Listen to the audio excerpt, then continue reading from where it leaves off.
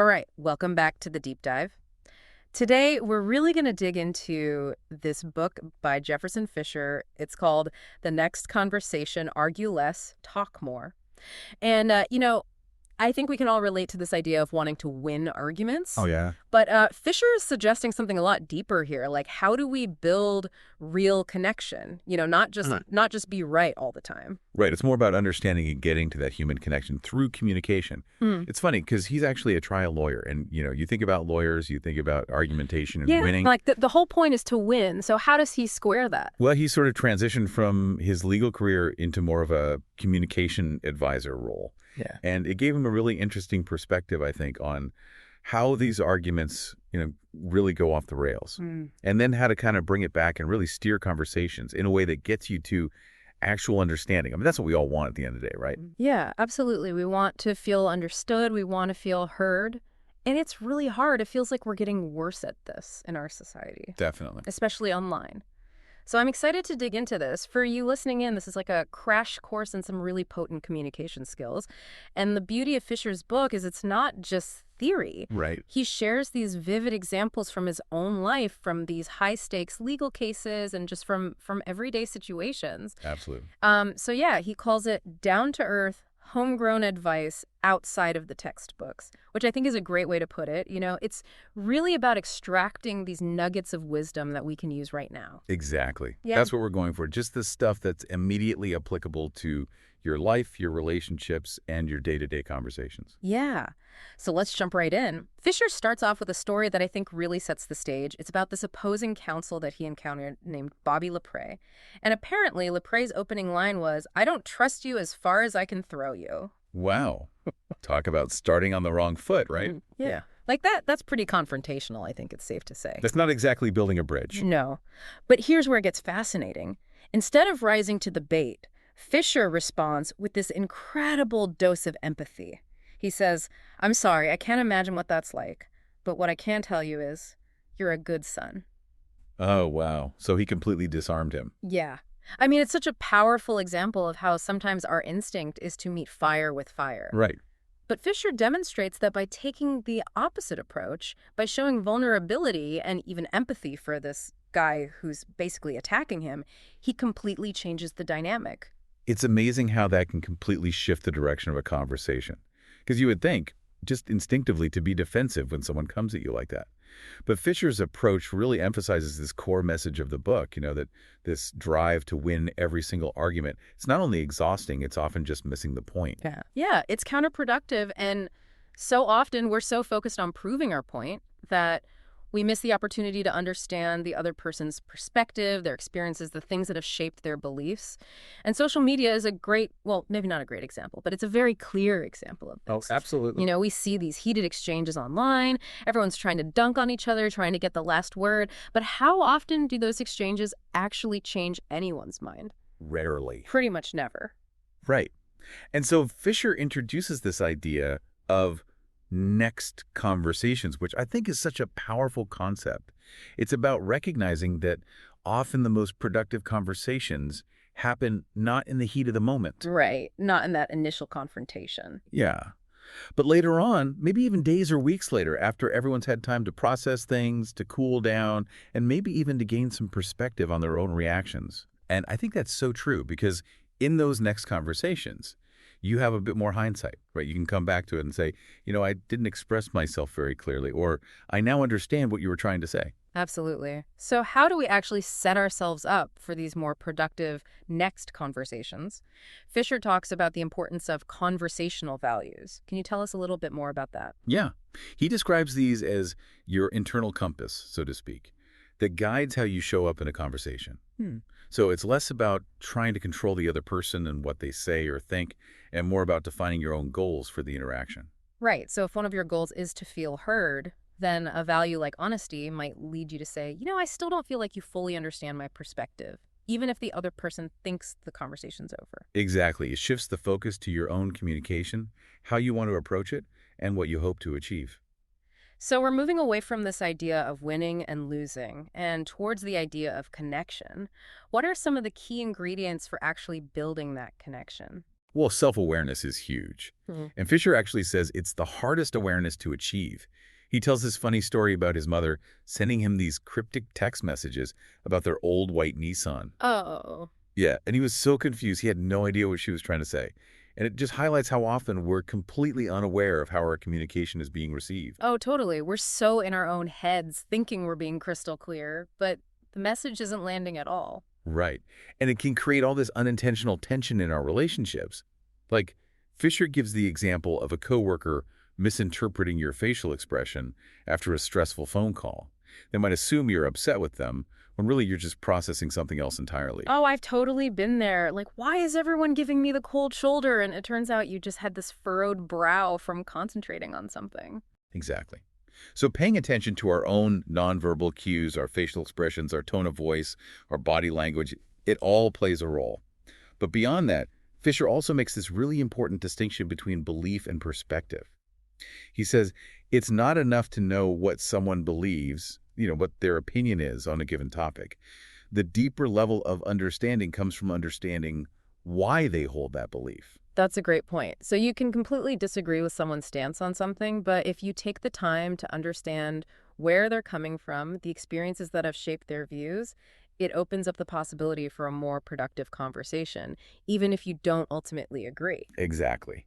And to really navigate those conversations well, especially when things start to get a bit heated, Fisher introduces this framework of the two phases of every argument, the ignition phase and the cooling phase. Okay, break that down for us. What are these phases all about? So the ignition phase is basically your body's fight or flight response kicking in. It's like your sympathetic nervous system taking over. Oh, so like our caveman brain taking the wheel. Exactly. And you'll notice physical signs. Maybe your heart starts racing, your palms get sweaty.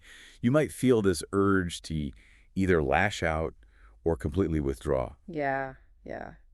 I can feel it now. And then there's the cooling phase, which is essentially your body returning to a calmer, more relaxed state. That's your parasympathetic nervous system kicking in, which is all about rest and digest, bringing you back to a more rational state where you can actually think clearly. So how do we recognize when we're in that ignition phase, either in ourselves or in the person we're talking to? Fisher gives some really clear signs to look out for. For yourself, it might be that rapid heartbeat, that shortness of breath, or maybe you feel your jaw clenching or your shoulders tightening up. Yeah, I get that. In others, it might be a raised voice. They might start talking really fast, or you might see some tense body language. He also talks about triggers, which are these specific cues that can set off that fight or flight response. Okay, triggers. We've all got them. What kind of things are we talking about? He categorizes them as physical triggers, like maybe someone getting in your personal space or using a certain tone of voice. But then there's psychological triggers, which are more internal and often stem from our own interpretations and insecurities. He breaks those down into three main categories. Social evaluation, which is that fear of being judged negatively.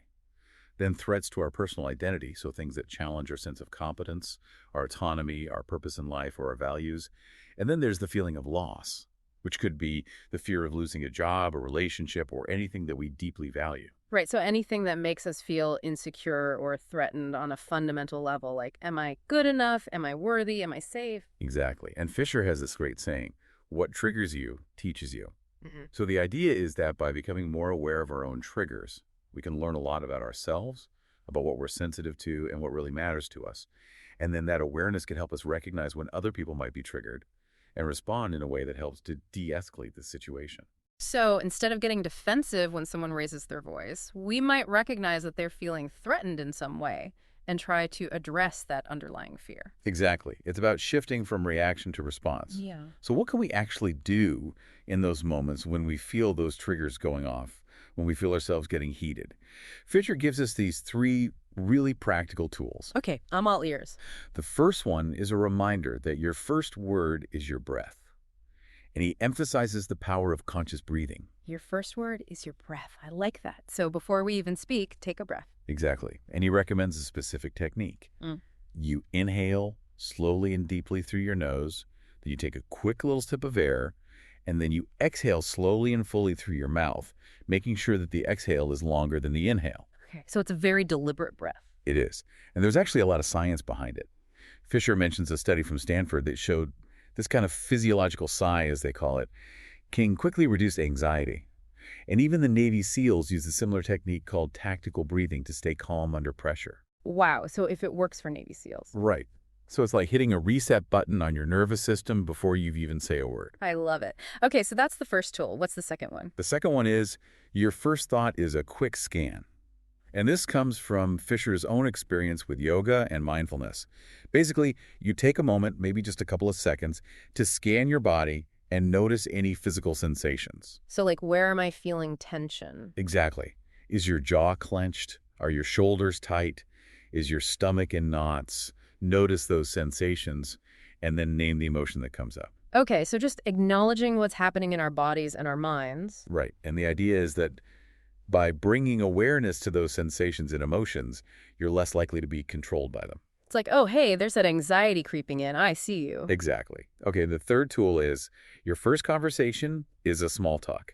Now, I'm a little confused. We're talking about big, important conversations, and you're saying we should start with small talk. Well, not small talk in the traditional sense. This is more about having a conversation with yourself, but it's a very specific kind of conversation. Fisher suggests using short, action-oriented phrases that are aligned with your values and your goals for the interaction. Okay, so it's like an internal pep talk. Exactly. So instead of just thinking, I need to be assertive here, you might say to yourself, speak your truth. Or if you're anticipating a tough conversation, you might say, find the strength. I like that. It's like setting an intention. Exactly. So you're priming yourself for the conversation ahead. Yeah. Okay, so we've talked about breath, we've talked about a body scan, we've talked about this internal small talk. Now let's talk about something else that's really powerful in conversations, the pause. The pause. I think a lot of people are uncomfortable with silence, but it can be so effective. Fisher is a big believer in the power of the pause. He tells this story about helping a client of his named Chuck during a deposition. Chuck was getting really flustered, he was rushing his answers, and he was making him look bad. So Fisher calls a break and completely changes the subject. He starts asking Chuck about his weekend plans, just to get him to relax and slow down. Brilliant. And it works. And then Fisher tells Chuck, approach every question in the deposition as if someone were just casually asking you about your weekend. Take a pause, think about it, and then respond. So shifting the energy, changing the pace. Exactly. And it completely changed Chuck's demeanor and how he came across. I think it's so true that when we're anxious, we tend to rush our words. We just want to fill the silence. Right. But Fisher points out that when we do that, we're actually signaling a lack of control. Whereas when we slow down and take those pauses, it conveys confidence and thoughtfulness. So it's almost counterintuitive. We think speaking quickly makes us seem smarter, but it can actually have the opposite effect. Right. And Fisher calls those deliberate pauses wisdom in waiting. Wisdom in waiting. I love that. So we've got these short tactical pauses just to gather our thoughts, but Fisher also talks about the strategic use of long pauses. Yes, and a long pause, for him, is anything from 5 to 10 seconds. That's a long time to just be quiet. That's an eternity in conversation time. Right. What's the purpose of these long pauses? Well, it's like holding up a mirror to the other person. When you stay silent for that long, it forces them to really sit with what they've just said. And sometimes they start to squirm. They do, Yeah. because they're not getting the reaction they were hoping for. Mm-hmm. Fisher says it's your most potent tool when someone is being rude or insulting, because it lets their words hang in the air, and it often makes them feel uncomfortable. So it's like, I'm not even going to dignify that with a response. Exactly, and sometimes they'll apologize or try to backtrack before you even said a word. It also disrupts that dopamine hit they might be seeking by trying to provoke you. Interesting. So it takes away their power. It does. And Fisher also says that long pauses can be really effective when you suspect someone might be lying, because honest people tend to be comfortable with silence, whereas dishonest people often feel this need to fill the void, and that can lead them to trip themselves up. I can see that. Okay, let's move on to how we express ourselves in these conversations. Fisher has a whole section on assertive communication, saying it with confidence. What are some of his key takeaways there? He makes this really important point, that confidence is often a result of acting assertively, not the other way around. So it's not about waiting until you feel confident to speak up. It's about practicing the skills of assertive communication, and then the confidence will often follow. That makes sense. So what are some of those skills? One of the big ones is word choice. He says every word matters. And a common mistake people make is over-apologizing. Starting sentences with, I'm so sorry to bother you, but, or, I know this might sound stupid, but Oh, yeah, I do that all the time. it's a habit a lot of us have, especially women. But it undermines our message. So just state your need or your request directly. Exactly. And another key principle is to say less. Over-explaining can actually make you sound less confident. It's like you're trying to convince yourself as much as the other person. Right. So trust that your words have weight and let them stand on their own. Exactly. And then there's tone of voice. Fisher talks about finding that sweet spot between being passive and being aggressive. He calls it the tone of confidence, where you're conveying both respect for yourself and respect for the other person. So it's about being clear and direct without being harsh or dismissive. Okay, what about when we're dealing with difficult behavior from others, like rudeness or insults? How do we handle those situations? Fisher says that a lot of times when people are rude or insulting, they're looking for a reaction. They want to get a rise out of you. It's like they're trying to push your buttons. Exactly. And he says the worst thing you could do is give them that satisfaction. So he has a 3-step process for dealing with direct insults. First, you employ a long pause, those 5 to 10 seconds of silence. Oh, I love that. Just let their words hang there. Right. It denies them that immediate gratification they're looking for. Then you acknowledge their statement without engaging with the negativity. So if they say, you're completely incompetent, you might just say, okay, you said that. Very neutral. And then silence again. Yeah. Don't defend yourself. Don't retaliate. Just let it go. Powerful. What about when it's more general rudeness, not a direct insult? Similar approach, but with a slightly shorter pause. And then instead of just acknowledging their statement, you ask a question about their intent. So you might say, did you mean for that to sound rude? Right. Or what was your intention behind that statement? I like that. It puts them on the spot a little bit. It does, and it gives them a chance to clarify or apologize. He also talks about bad apologies. Oh, yeah, we've all gotten those. Like the, I'm sorry you feel that way kind of apology, which isn't really an apology at all. It's shifting the blame. Exactly. And for those kinds of non-apologies, Fisher suggests just saying, I'm willing to accept a sincere apology. Simple and direct. He also has some tips for dealing with interruptions, which can be so frustrating. Yeah, he calls it the 3-step interruption stopper. So first, you let the first interruption slide. Yeah, okay, so don't react right away. Right. Then, at the very next interruption, you use their name. Just calmly say their name to get their attention. Like, hey, I'm talking here. And then you assert your need to finish your thought. You might say, I need to finish what I was saying, or I can't fully hear you when I'm being interrupted. Clear and direct.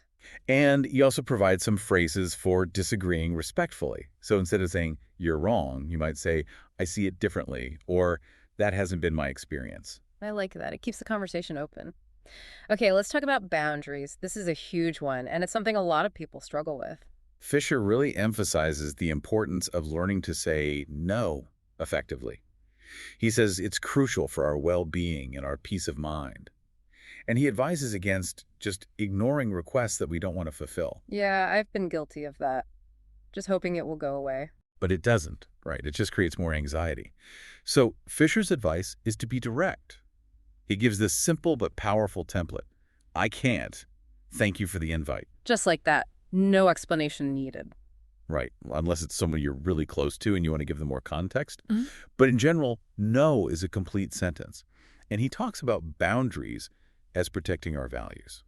Okay, so how do we actually build and maintain those boundaries? He gives a 3-part framework. First, you clearly state the boundary. Second, you explain the consequence if the boundary is crossed. And third, you consistently follow through with that consequence. So, for example, I don't check work emails on weekends. If you email me on the weekend, I won't respond until Monday. Exactly. And then you actually stick to that, no matter what. That's the hard part. But it gets easier over time. It does. He also gives some phrases for setting boundaries in conversations, like, I'm here right now because what you're saying matters to me, which is a way to gently refocus a conversation that's getting off track. Or, I'm here to talk about what happened last Friday, to steer it back to the intended topic. Nice. And finally, he talks about framing conversations for connection. What does that mean? He uses this analogy of going shoe shopping with his mother as a kid. When he was overwhelmed by too many choices, she would narrow it down to just 2 pairs, and that made the decision so much easier. Ah, so it's about creating a container for the conversation. Exactly. You're limiting the scope and setting clear expectations, and he gives a 3-part method for doing that. First, you clearly state the topic you want to discuss. Second, you call your shot, which means you articulate how you want to feel at the end of the conversation. So it's like setting an intention for the emotional outcome. Exactly. And then third, you get the other person's commitment to engage in that direction with you. So you might say something like, I want to talk about the feedback you gave me on my presentation yesterday, and I'd like to leave this conversation feeling confident that we're on the same page. Does that sound good to you? So clear and direct, and he's a big advocate for sticking to one topic per conversation. He is. He says it prevents things from getting too overwhelming and diluted. And he gives some tips for gently redirecting the conversation if it starts to veer off track. I love that. Okay, last but not least, let's talk about defensiveness. It's something we all struggle with, both in ourselves and in others. It's such a human reaction. Yeah. Fisher describes it as putting on a suit of armor. We're trying to protect ourselves, but it actually ends up creating a barrier to connection. We shut down, we get reactive, and we miss the opportunity for understanding. Right. And he points out that our beliefs are often very tied to our identity, to who we believe we are. So when someone challenges our beliefs, it can feel like a personal attack. So how do we stop ourselves from getting defensive? He gives this three-step process. First, you catch yourself notice when that feeling of defensiveness starts to rise up. Second, you let their words fall. Don't immediately react or interrupt. And third, you cultivate curiosity. Ask yourself why the other person might be saying what they're saying. So shifting from reaction to reflection. Exactly.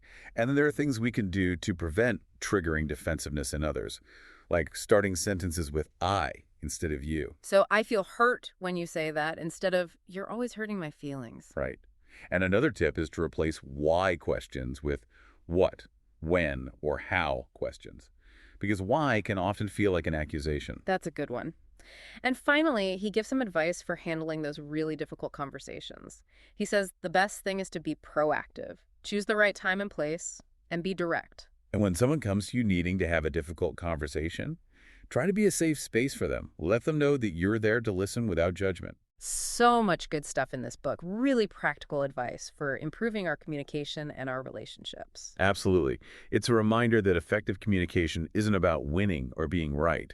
It's about understanding, connection, and creating a space for those next conversations that can lead to deeper relationships. So for you listening in, as you go about your day, think about which of these principles resonated most with you. And maybe try applying one or two of them in your next conversation. You might be surprised at the difference it makes. You know, we've covered a lot of ground here, but I think the key is to find what works for you, what feels authentic to your own communication style. And remember, it's a journey, not a destination. We're all learning and growing, and every conversation is an opportunity to practice these skills and build stronger connections with the people around us. So true. Thanks for joining us on the deep dive. Thanks for having me.